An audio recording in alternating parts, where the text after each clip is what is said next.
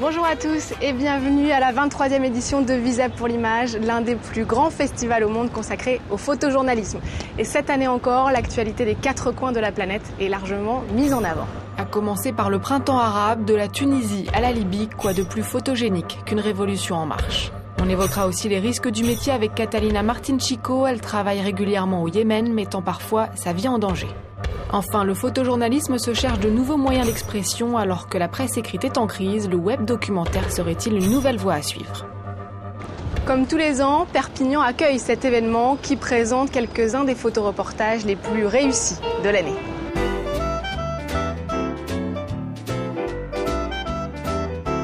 Une idée de Jean-François Leroy, ancien photographe et journaliste, c'est un fervent défenseur des photoreporters en tant que témoin de leur époque. Jean-François, le printemps arabe a vraiment été au cœur de cette édition 2011. C'est vrai qu'avec une actualité aussi chargée, le printemps arabe, on a fait 2 expositions, on fait une grande soirée de projection dessus. Ça a été un événement majeur qui va bouleverser toute une région du monde et même en termes de géopolitique qui va avoir des répercussions beaucoup plus importantes.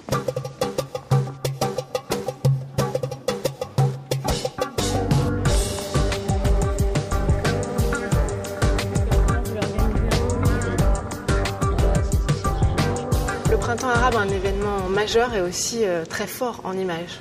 Très fort d'abord par la profusion d'images. Et au milieu de cette profusion, j'ai décidé d'exposer Yuri Kozyrev, qui a travaillé pour Time Magazine. On est en Libye, on est en mars, à Ras Lanouf. Des rebelles sont pris sous le feu de l'armée régulière de Kadhafi. Et tout le monde essaye de s'échapper, mais il n'y a rien, c'est le désert à côté. Donc ça part dans toutes les directions. C'est extraordinairement graphique et je trouve que c'est une photo d'une force incroyable. Elle reflète aussi le danger sur place et le photojournalisme a payé un lourd tribut. Le photojournalisme a payé un très lourd tribut cette année. On a perdu 5 photographes, un en Tunisie, 3 en Libye, un en Afghanistan. Donc Lucas Delega, qui était un jeune talent très prometteur. Et puis il y avait Tim Etherington, Chris Andros, qui étaient des photographes d'énormes talents, des talents confirmés, qu'on connaissait bien, qui étaient des habitués de Visa en expo, en projection. Je veux dire, il était difficile de faire l'actualité de l'année sans les photos de Tim et Chris.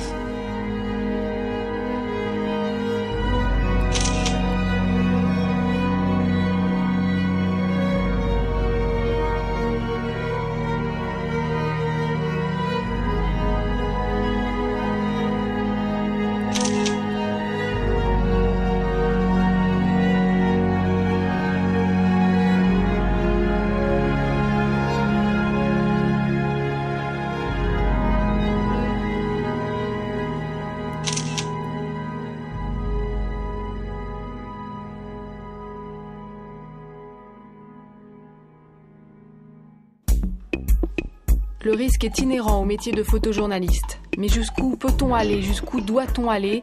Des questions parfois insolubles qu'a certainement dû se poser Catalina Martin-Chico. Lauréate du Visa d'or humanitaire, la photographe se rend régulièrement depuis 4 ans au Yémen, mettant parfois sa vie en danger pour exercer son métier. Qu'est-ce qui pousse à partir sur un terrain où on peut se mettre soi-même en danger? La nécessité de témoigner, de raconter des histoires, de transmettre une réalité qui n'est pas à portée de main quoi, pour nous.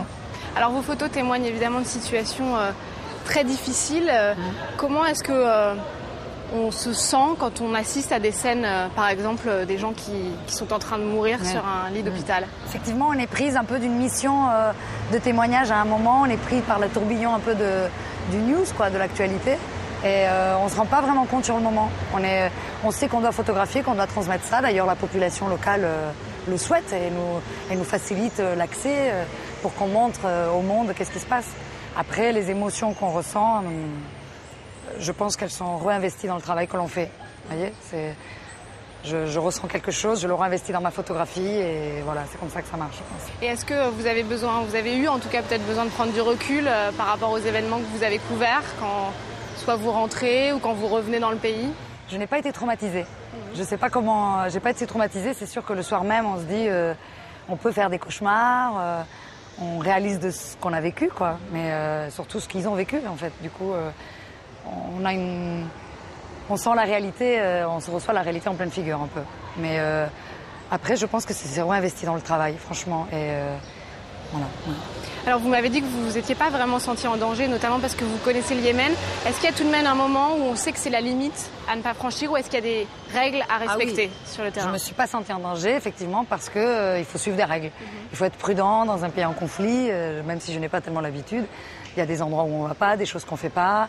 Moi, j'ai un fixeur qui est toujours avec moi, qui est quand même un maillon indispensable dans ce travail, qui est la personne qui traduit, mais qui conseille, qui donne les rendez-vous, les autorisations. Et lui, il me fixe un peu aussi les limites, connaissant étant yéménite.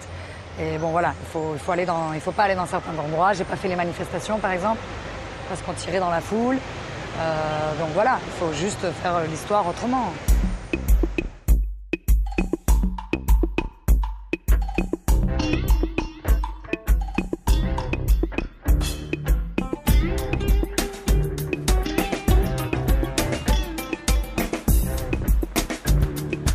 D'une crise humanitaire à une autre, et celle-ci causée par la nature. 25 000 morts, une catastrophe nucléaire et tout un peuple traumatisé. Le Japon n'a pas fini de se remettre du séisme qui l'a touché le 11 mars dernier. Visa pour l'image a compilé les meilleurs clichés de ce terrible événement.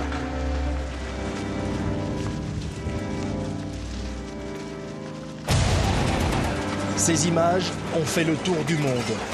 Vendredi 11 mars 2011, le nord-est du Japon est frappé par un violent séisme de magnitude 9 sur l'échelle de Richter. S'ensuit une vague géante, un tsunami qui ravage tout sur son passage. On imaginait toujours qu'un gros tremblement de terre arriverait au Japon, mais plus à Tokyo qu'ici. Je ne pensais pas que cette région puisse être touchée. Comme Dwichi Hirokawa, des journalistes de la Terre entière ont couvert cet événement. Ces photos ont été publiées juste après la catastrophe dans la revue Days Japan qu'il a créée en 2004. Elles nous replongent au cœur de ce terrible épisode de l'histoire de l'archipel nippon. Ça m'a fait assez bizarre en fait. Notamment de revoir la photo la plus connue de l'expo, qui est la photo de la jeune fille enveloppée là toute seule. Je ressens un sentiment de malaise par rapport à mon souvenir de cette catastrophe. C'est pas mélodramatique, c'est vraiment la réalité telle qu'elle a été perçue sur le terrain. La réalité selon Dwichi Hirokawa est bien pire que les dégâts du tsunami. C'est Fukushima. Il est l'un des premiers à se rendre sur les lieux. Et pour ce reporter de guerre, en colère contre l'horreur et le mensonge, le gouvernement ne disait pas toute la vérité. À Tchernobyl, j'ai vu beaucoup d'enfants qui ont eu le cancer de la thyroïde. Avec plusieurs personnes, on a travaillé pour aider ces gens. Mais ici, au Japon, les gens n'avaient aucune idée de ce qu'il se passait. Les membres du gouvernement disaient que tout allait bien, mais ils ne montraient jamais leur rapport d'études. À 67 ans, ce journaliste a décidé que Fukushima serait son nouveau combat. La tragédie au Japon a fait près de 25 000 morts et disparus, et un bilan encore incalculable sur les conséquences de cette catastrophe.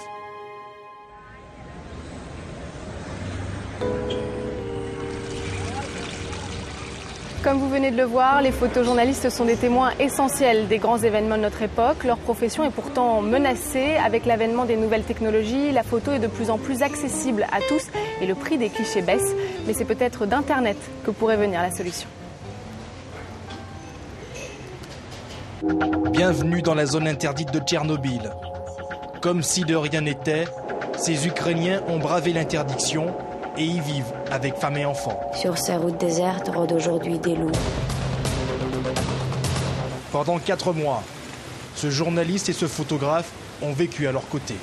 En 2009, on a eu envie de retravailler ensemble autour de Tchernobyl et autour d'un projet qui non seulement confronterait une fois de plus le travail photographique de Guillaume et et les textes que je pouvais écrire, mais aussi qui utiliserait d'autres outils, le son et la vidéo.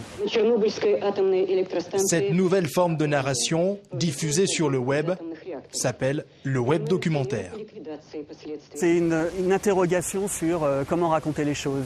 Et aujourd'hui, on se rend compte que le modèle de la presse traditionnelle ne laisse plus de place réelle pour avoir le temps de raconter les histoires. Les raconter comme un film ou par petits bouts, pas de règles fixes. Un travail de terrain du journaliste et du photographe mis en forme par une équipe de spécialistes en multimédia. Une nouvelle manière de consommer la photo de presse. L'avantage peut-être du web documentaire, contrairement à la télévision, c'est qu'on peut s'arrêter. On peut faire stop, faire autre chose, aller au boulot, prendre un bouquin et revenir 1 heure, 2 jours, 3 jours après pour continuer l'histoire. Mais est-ce que pour autant Internet serait l'avenir du photojournalisme ? En crise depuis le début des années 90. Le père du web documentaire à partir de photos de presse tempère.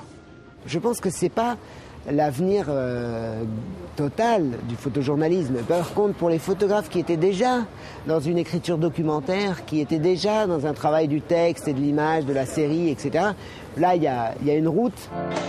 Le web documentaire est à ses premiers balbutiements. D'ailleurs, il cherche encore un modèle économique viable et pérenne.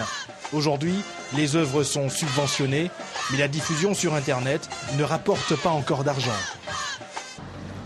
Vous l'aurez compris, l'actualité n'est pas forcément la plus facile et omniprésente ici à Visa. Mais certains photographes ont la bonne idée de nous faire sourire, comme Peter Dench. Avec ses clichés, il dresse un portrait sans complaisance de ses compatriotes et de son pays, l'Angleterre. Je vous laisse donc sur ces belles images. Merci à tous de nous avoir suivis et à très vite pour un nouveau journal de la culture.